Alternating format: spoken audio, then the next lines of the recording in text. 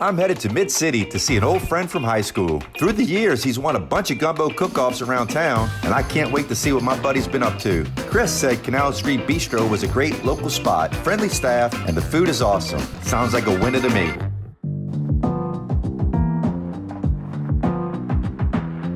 Mule, what's up, buddy? Desi, man. How you doing, man? Good to see you, Desi. Long time no see, huh, buddy? Just love the place here. Thank you, thank you. Canal Street Bistro's been here for a while, but you just recently took it over, correct?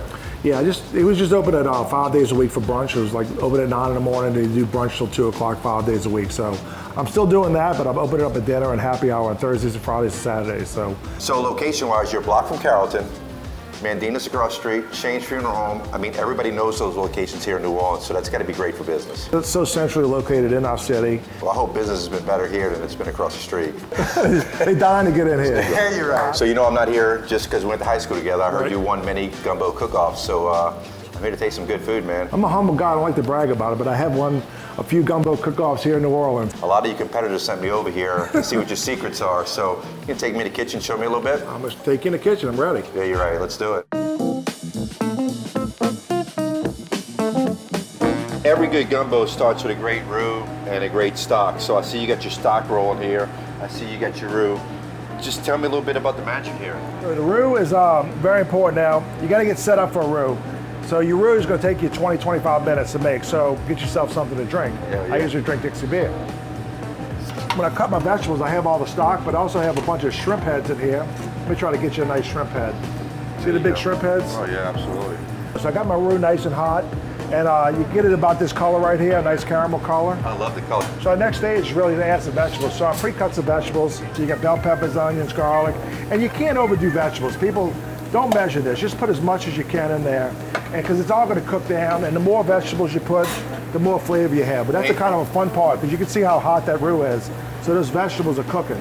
But once those vegetables cook down, I'm just going to take that and put it in. Okay.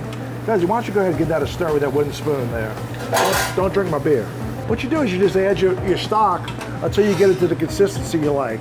But if you get it too thin, it's hard to thicken it back up. Isn't that pretty?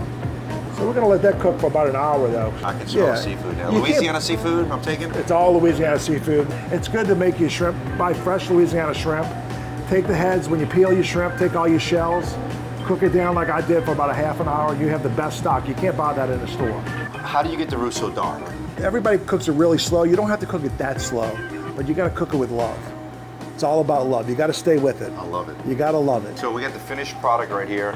So now we're about to add our fresh Louisiana seafood. This is gonna be a shrimp okra gumbo, and it's gonna have poached oysters in it, as well as crab meat. We getting the oysters from Plaquemines Parish oysters. Absolutely. So we got a great local gumbo brewing here with all great Louisiana products.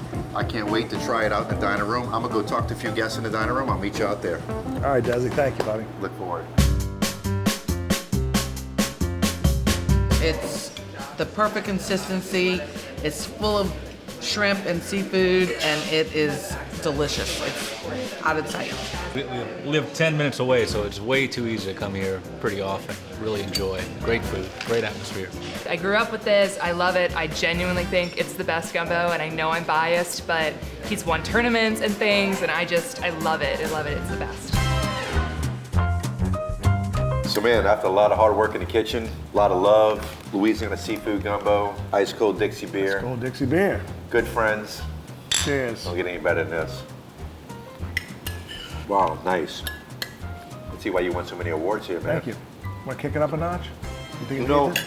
I don't always like to add stuff to a chef's creation, but I was thinking about doing the same. My guy, Crystal over here, always adds just a little bit of flavor. Now, poached oysters, I taste a little something else besides just some I poach them in a little white wine first. Oh, here we go. Yeah. So are you gonna be real with us or what? What you gonna do here, man? How'd you come up with that, and what does it do for the dish? Yeah, just for the poaching liquid, the oysters already have their own liquid, and so I use that. But a little splash of white wine with it gives it a little kind of an acid, kind of just to cook it a little bit, and Brings just it all together. brightens it up a little bit. Yeah.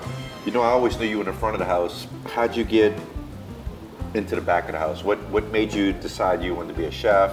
I tell you, working in the front of the house, I used to, hang out with the chefs all the time, and chefs are really teachers. If you hang out with them, when you're working in the kitchens in the greatest restaurants in New Orleans, you're working in the greatest restaurants in the world. No doubt. You know, so you're working with these chefs that know doubt. so much. People like to share. Yeah. People like to see other people happy when they eat you. When it gives you a good feeling. You just want to watch somebody's face that when they Right, bite into it. right. And that to me gives me all the joy in the world. When you see your guests sitting there and just enjoying themselves and enjoying the food, it's not just about great food, it's about a great experience. Yeah, and I love when a guest tells me that waiter was so great.